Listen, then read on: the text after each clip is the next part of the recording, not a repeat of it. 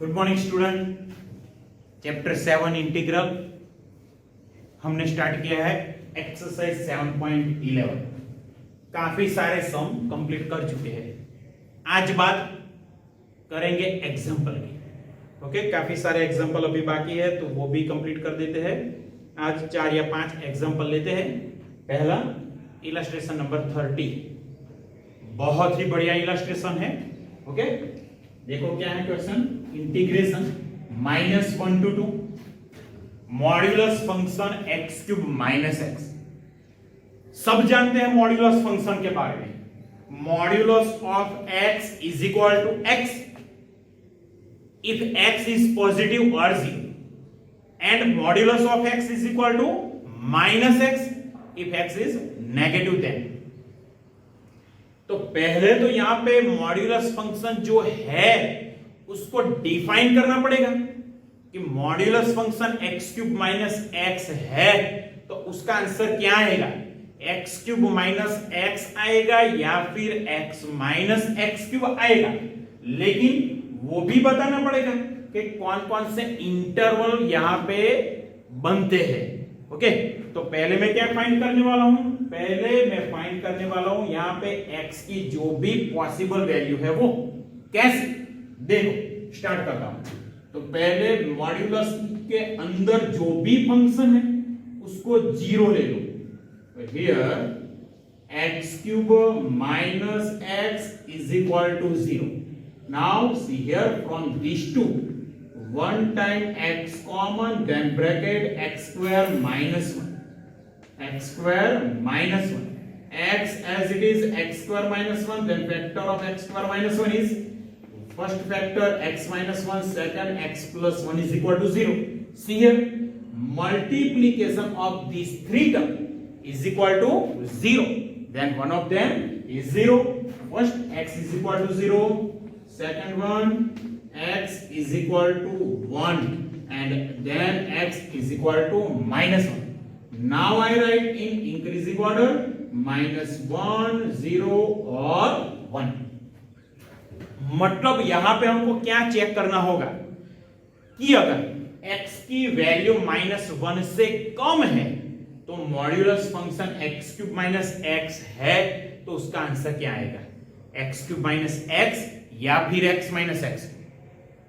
दूसरी पॉसिबिलिटी, अगर x की वैल्यू -1 और 0 के बीच में है तो modulus of x cube minus x क्या आएगा। तीसरी पॉसिबिलिटी, 0 और 1 के बीच में x की वैल्यू है तो मॉड्यूलस फंक्शन कैसे डिफाइन करेंगे। और लास्ट में अगर x की वैल्यू 1 से ज्यादा है तो modulus of x cube minus x cube minus x आएगा या फिर x माइनस एक्स क्यूब, वो सब हमको डिफाइन करना पड़ेगा। लेकिन कैसे, देखो यहां पे मैं आपको बताता हूं। Now modulus of x cube minus x, और यहां पे लिमिट देखो, लिमिट कौन सी है, -1 to 2। तो -1 अगर x की वैल्यू -1 से कम है तो वो सोचना ही नहीं है, क्योंकि यहां पे तो हमको x की वैल्यू क्या दी है, -1 से ज्यादा लेकिन 2 से कम। ओके, तो पहली पॉसिबिलिटी हमारी क्या रहेगी, अगर x की वैल्यू -1 और 0 के बीच में है। सेकंड पॉसिबिलिटी बिटवीन 0 to 1 और last possibility x is greater than और इक्वल टू 1। तो हम जानते हैं आंसर हमारा x क्यूब माइनस x आएगा या फिर x माइनस एक्स क्यूब। तीसरी तो कोई पॉसिबिलिटी है ही नहीं, तो आंसर कौन सा आएगा वो देखते हैं। पहले कोई भी एक वैल्यू एज्यूम कर लो between -1 to 0। Suppose I assume x is equal to -0.5, x is equal to -0.5, put here x is equal to -0.5, then we get -0.00125। Okay, और अगर यहां पे मैं x की वैल्यू -0.5 रखता हूं तो माइनस माइनस प्लस 0.5, तो क्या मिला हमको -0.00125 प्लस 0.5। मतलब हमको सिर्फ ये फाइंड करना है कि अगर x की वैल्यू इन दोनों में से, इन दोनों के बीच में से कोई भी वैल्यू लो और अगर यहां पे रखो तो आंसर पॉजिटिव आता है या फिर नेगेटिव। सिर्फ हमको यही चेक करना है। एग्जैक्ट आंसर बिल्कुल नहीं चाहिए, एग्जैक्ट आंसर बिल्कुल नहीं चाहिए, सिर्फ मुझे क्या चाहिए, पॉजिटिव या फिर नेगेटिव। अगर पॉजिटिव है तो एक्स क्यूब माइनस एक्स को वैसा का वैसा ही रख लो, अगर नेगेटिव है तो उसको क्या कैसे लिखेंगे, एक्स माइनस एक्स क्यूब। तो मैंने यहां पहले माइनस 0.5 रखा तो माइनस 0.00125 प्लस 0.5 मतलब हमको पॉजिटिव वैल्यू मिलेगी। तो modulus of x cube minus x को हम लिख सकते हैं एक्स क्यूब माइनस एक्स, क्योंकि ये पॉजिटिव है। अब x की कोई भी वैल्यू मैं एज्यूम करता हूं between 0 to 1, suppose I assume x is equal to 0.5, now put here x is equal to 0.5, 0.5 cube plus 0.00125 minus 0.5 मतलब यहां पे हमको मिलेगी नेगेटिव वैल्यू। तो x क्यूब माइनस x को हम लिख सकते हैं x माइनस x क्यूब। तो यहां पे मैंने लिख लिया x माइनस x। अगर x की वैल्यू 1 से ज्यादा है तो क्या है, देखो अगर 1 से ज्यादा है मैं एज्यूम करता हूं x की value 2 cube that is 8 minus 2 then we get 6 which is positive, then function as it is. तो यहां पे मेन बात क्या है, सिर्फ यह है कि फंक्शन को कैसे डिफाइन करें। तो पहले मैंने क्या फाइंड किया, x की पॉसिबल वैल्यू और बाद में फंक्शन को डिफाइन किया। मतलब ये जो i है उसके टोटल 3 पार्ट्स आने वाले हैं। देखो now i is equal to integration minus 1 to 2 modulus of x cube minus x dx। तो पहला पार्ट कौन सा, minus 1 to 0 modulus of x cube minus x dx। दूसरा part between 0 to 1 the limit is 0 to 1 modulus of x cube minus x dx plus integration 1 to 2, okay 1 to 2 modulus of x cube minus x dx। अब जो modulus की value है जो हमने function define किया है वो मैं रखने वाला हूं यहां पे, कैसे देखो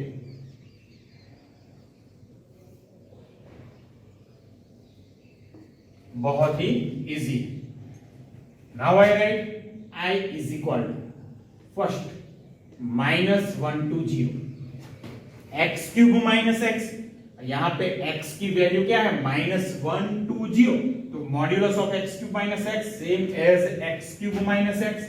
तो यहां पे हो गया x cube minus x dx plus integration 0 to 1, okay 0 to 1 then our function is x minus x cube, then I write here x minus x cube dx।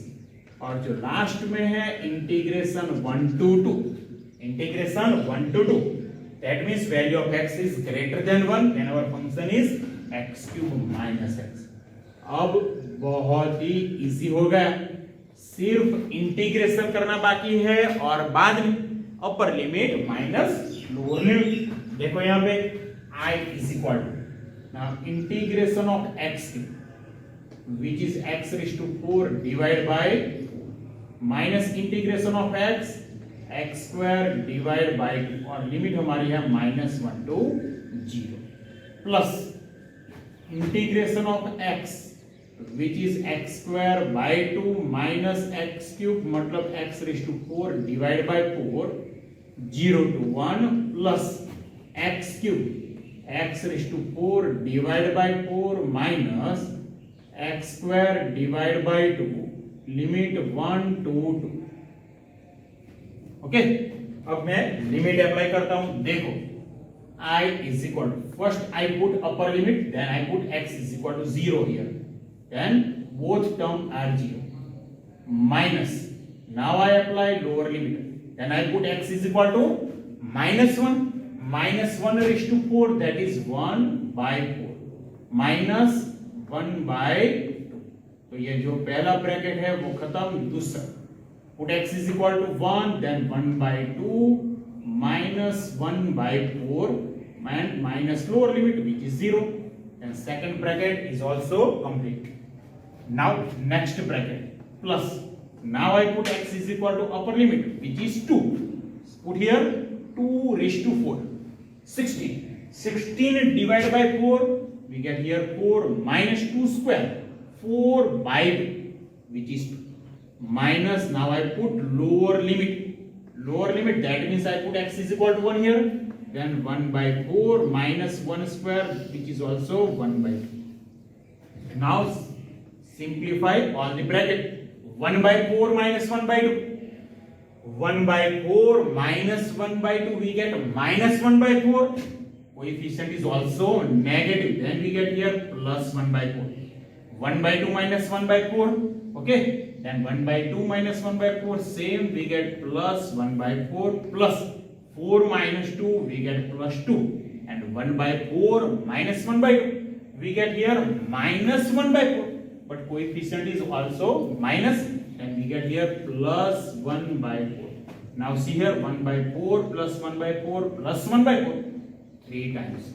Then we get I is equal to 3 by 4 plus, now I take LCM, 4 to the 8, 8 plus 3, 11. Then we get I is equal to 11 by 4 which is our final answer. बहुत ही बढ़िया सम, okay, modulus function को define करने के बाद बहुत ही अच्छी थी। तो खास मॉड्यूलस फंक्शन को कैसे डिफाइन करते हैं वो खास ध्यान रखिएगा। अगला सम स्टार्ट करता हूं, वो भी बहुत ही इजी है। कैसे काम करेंगे उसमें देख लेते हैं। अगला सम मतलब इलस्ट्रेशन नंबर 31, बहुत ज्यादा इजी है। एग्जाम्पल नंबर 31, हमारा क्वेश्चन है I is equal to integration minus pi by 4 two plus pi by 4 sine square x dx। शायद देख के ही आपको पता चल गया होगा कि क्या करेंगे, कौन सी प्रॉपर्टी का यूज करने वाला है। Integration minus a to a है तो फंक्शन इवन है या फिर ऑड है वो देखेंगे। अगर ऑड है तो direct i is equal to 0, and अगर इवन है तो कैसे लिखेंगे, i is equal to 2 times 0 to a fx dx। Okay, check करते हैं पहले। Here function is given by sin square x, fx is equal to sin square x। Now I put x is equal to minus x, then sin square minus x, and we know sine function is odd function, but see power is even power, then we get here same sin square x which is same as fx, then f of minus x is equal to fx, that means we say that fx is even function। तो fx हमको क्या मिला, even function। तो अब जो i है उसको कैसे लिखेंगे, i is equal to 2 times limit अब हो गई 0 to pi by 4 sine square x dx। i is equal to 2 times 0 to pi by 4। Now I use one formula which is learned in 11th science, sin square 1 minus cos angle double divided by 2 dx। See here, from denominator to outside and cancel, and now I integrate 1 minus cos 2x। See here, I is equal to integration of 1 which is x and integration of cos which is sin 2x divided by coefficient of x which is 2, and limit is now 0 to pi by 2. First I apply upper limit, that is pi by 4, and I is equal to pi by 4 minus, put here pi by 4, we get here sin 2 into pi by 4, sin pi by 2 minus put lower limit which is 0, put x is equal to 0, same here sin 0 0. Then our final answer I is equal to pi by 4 minus 1 by 2 and value of sin pi by 2 which is 1. Okay, तो I is equal to pi by 4 minus 1 by 2 वो हमारा final answer है। अभी एक और सम कर लेता हूं, वो है 33 नंबर, 32 भी बाकी है, वो आज के लेक्चर में ही कंप्लीट करेंगे 32 नंबर का सम भी। ओके, 33 स्टार्ट करता हूं, बहुत ही easy. Example number 30 I is equal to integration -1 to 1 sin raised to 5x into cos raised to 4x dx, sin raised to 5x into cos raised to 4x dx। यहां पे भी देखो limit हमारी है -a to a, -a to a, तो यहां पे भी हम काम करने वाले हैं कि फंक्शन ऑड है या फिर इवन है। ओके, तो स्टार्ट करता हूं मैं। हियर और function is sin raised to 5x, sin raised to 5x into cos raised to 4x। now I put x is equal to -x, then we get f of -x is equal to sin raised to 5 minus x into cos raised to 4 minus x। See here, sin raised to 5 minus x, sin is already odd function and here power is also odd, then we write sin raised to 5 minus x is equal to minus sin raised to 5x, cos raised to 4 of minus x, cos is even function, then cos raised to 4x is equal to minus sin raised to 5 into cos raised to 4 which is fx, f of minus x is equal to minus fx। बहुत ही बढ़िया मिल गया, तो मतलब यह हुआ fx is odd function, fx is odd function, तो मतलब क्या हुआ, direct integration I is equal to 0। तो ये हमारा फाइनल आंसर हो गया। ओके, बहुत ही इजी सम। अभी काम करने वाले हैं इलस्ट्रेशन नंबर 32 का, तो उसमें देखना इंटीग्रल जो डिफाइनाइट इंटीग्रल है उसकी लगभग काफी सारी प्रॉपर्टी का यूज होता है। बहुत ही बढ़िया सम है, उसमें इवन ऑड भी आता है, x की जगह पे upper limit plus lower limit minus x वो भी आता है, और अगर लिमिट को चेंज करो तो साइन में चेंज होता है, वो प्रॉपर्टी का भी यूज करने वाले हैं। अभी देखते हैं इलस्ट्रेशन नंबर 32। ओके,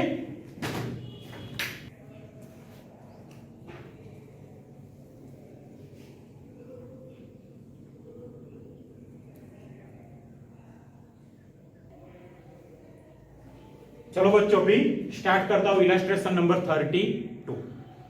बहुत ही बढ़िया इलस्ट्रेशन है। 0 to pi x sin x in denominator 1 plus cos square x dx। आप सोच रहे होंगे कि शायद यहां पे अगर x नहीं होता या फिर x की जगह पे कोई भी कांस्टेंट टर्म होगी तो यहां पे क्या करते हैं, cos x को कुछ एज्यूम कर लेते क्योंकि उसका डेरिवेटिव न्यूमरेटर में है। ऐसे सम हमने किए हैं 7.10 तक, ये इसी टाइप के सम आ चुके हैं, लेकिन यहाँ पे जो x है वो बहुत बड़ी प्रॉब्लम खड़ा करने वाला है। तो क्या करेंगे, तो प्रॉपर्टी का यूज करेंगे। x की जगह पे हम लिखने वाले हैं upper limit plus lower limit minus x।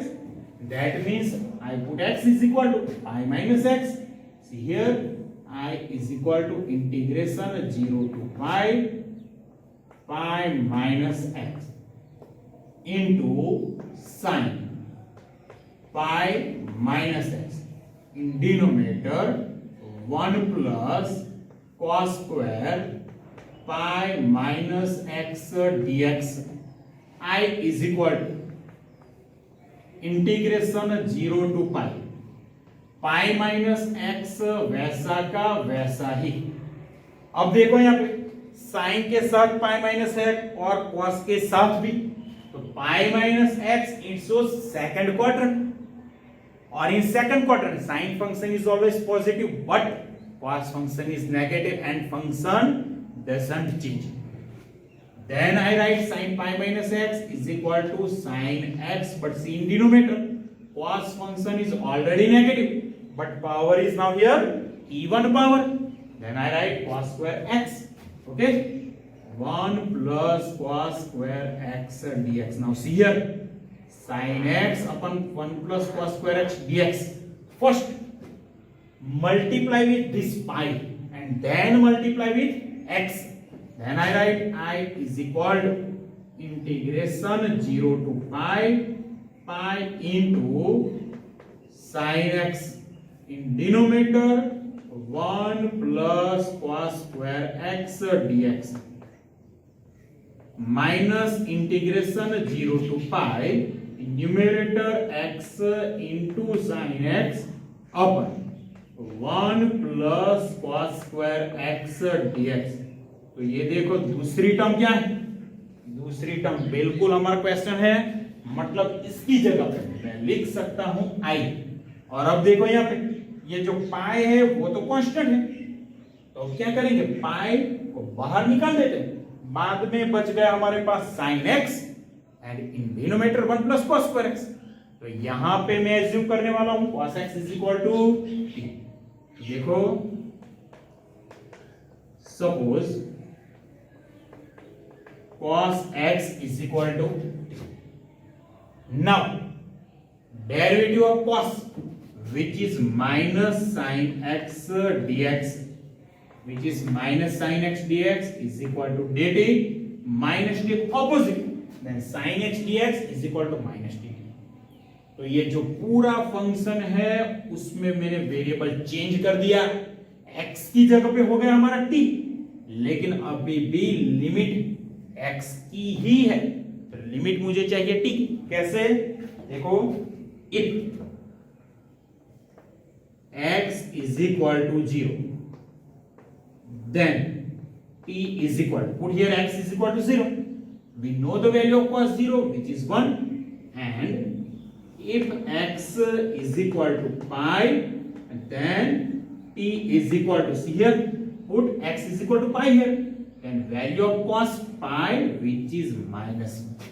तो अब हमारी लिमिट क्या हो गई, 0 की जगह पे मैं 1 लिखने वाला हूं और पाई है उसकी जगह पे माइनस हूं, और ये तो हमारा i है ही।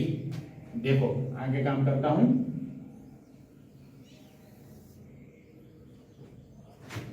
therefore I is equal to now limit 0 जहां पे है वहां पे 1 हो जाएगा और पाई है वहां पे माइनस, पाई वैसा का वैसा ही, और sin x dx है और वो हो गया minus dt in denominator 1 plus T square minus i। और अब जो माइनस i है उसको मैं ऑपोजिट साइड पे ले जाता हूं तो हो गया 2i। अब देखो बहुत ही बढ़िया काम करने वाला हूं, पाई आउटसाइड और मैं लिमिट चेंज करने वाला हूं।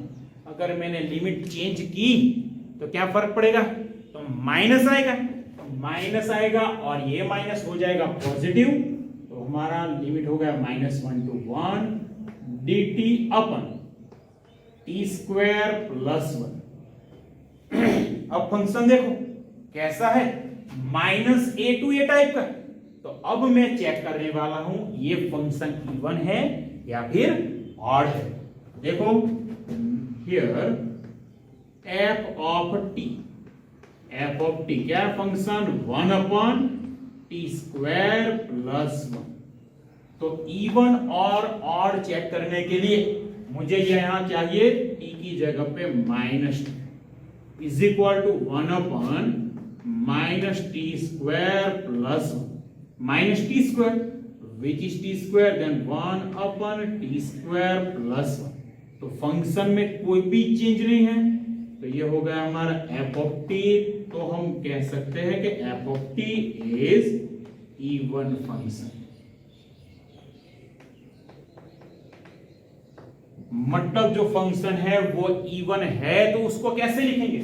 यहां पे तो 2i है ही, 2i पाई है, तो लिमिट अब हमारी हो गई 0 to 1, लेकिन इसको बोलेंगे हम 2 टाइम्स, इसको लिखेंगे 2 टाइम्स।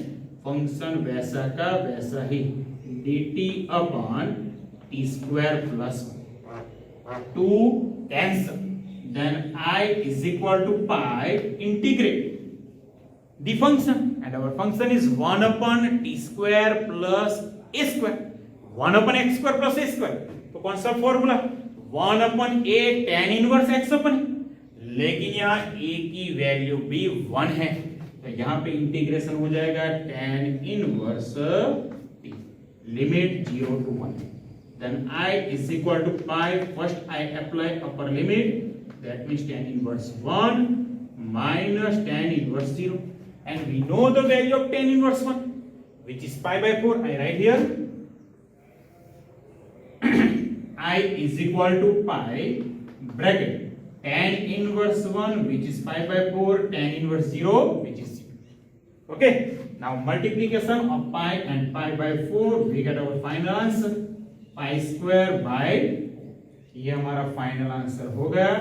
और बहुत ही बढ़िया सम था, इसमें काफी सारी प्रॉपर्टी का मैंने यूज किया है, तो खास। और आज के लेक्चर का सबसे बढ़िया sum modulus of x cube minus x, उसको 2 या 3 बार लिख के कंप्लीट कर दीजिएगा। उसको कैसे डिफाइन कर दे वो बहुत अच्छी बात है, बाद में तो इंटीग्रेशन है और अपर लिमिट और लोअर लिमिट सब्स्टिट्यूट करनी है, वो बहुत इजी है। ओके, तो अभी कुछ सारे सम लेने हैं लेकिन अगले लेक्चर में। ओके।